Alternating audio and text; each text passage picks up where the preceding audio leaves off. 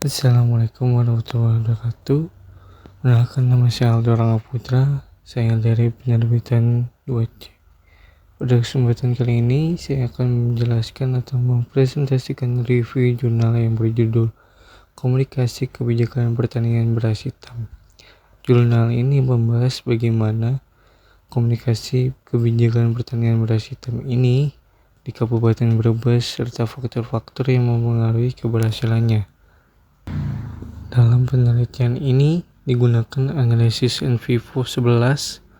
Seperti kalian yang sudah diketahui, analisis ini menggunakan analisis in vivo, yaitu di mana hasil penelitian ini menunjukkan bahwa strategi komunikasi yang belum berjalan.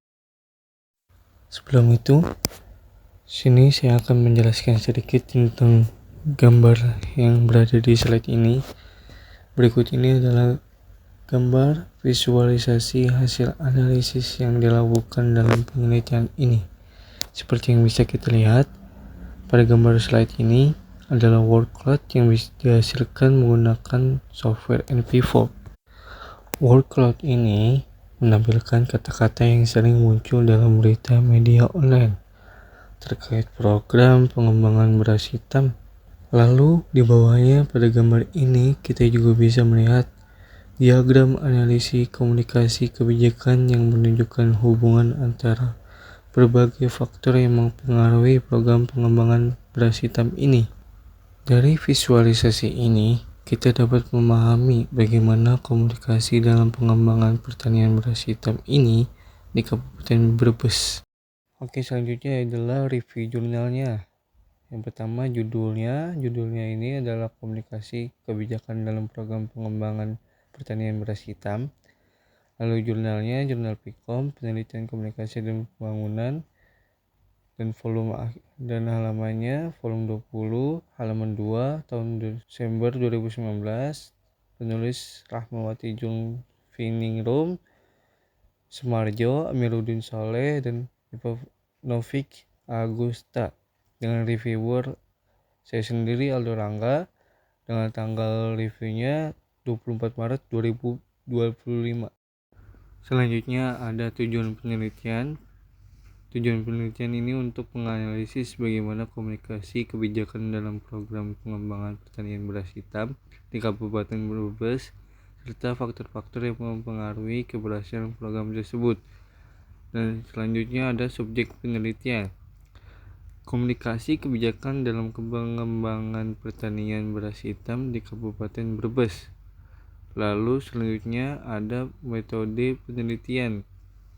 Metode penelitian ini menggunakan pendekatan kualitatif dengan teknik analisis in vivo yang kemungkinan peneliti untuk mengeksplorasi data dari pemberitaan media online terkait program pengembangan pertama beras hitam. Analisis ini dilakukan terhadap 10 berita dari berbagai media online. Kemudian hasilnya divisualisasikan dalam bentuk word cloud untuk mengidentifikasi kata-kata kunci yang sering muncul. Seperti kalian pernah lihat tadi, saya sudah jelaskan dan sudah tampilkan gambarnya. Selalu lanjutnya ada hasil penelitian. Hasil penelitian yang pertama adalah hasil analisis word cloud. Kata-kata yang paling sering muncul dalam berita adalah petani, program, dan kesejahteraan. Petani ini menjadi kata dominan menandakan bahwa peran petani sangat penting dalam kelanjutan program. Program ini mengidentifikasikan bahwa pengembangan beras hitam masih bergantung pada program-program pemerintah. Lalu kesejahteraan. Kesejahteraan menegaskan bahwa tujuan utama kebijakan ini adalah meningkatkan kesejahteraan petani. Yang kedua adalah faktor yang mempengaruhi komunikasi kebijakan, yaitu kurangnya kebijakan yang komprehensif dari pemerintah daerah, keterbatasan fasilitas bagi petani seperti minimnya alat produksi dan dukungan pasca panen. Lalu kurangnya komunikasi partisipasi, di mana komunikasi masih bersifat satu arah dari pemerintah ke petani, ketidakseimbangan dalam pemasaran dengan masih adanya disparitas harga antara petani dan konsumen akhir. Selanjutnya, yang ketiga, polarisasi pola komunikasi.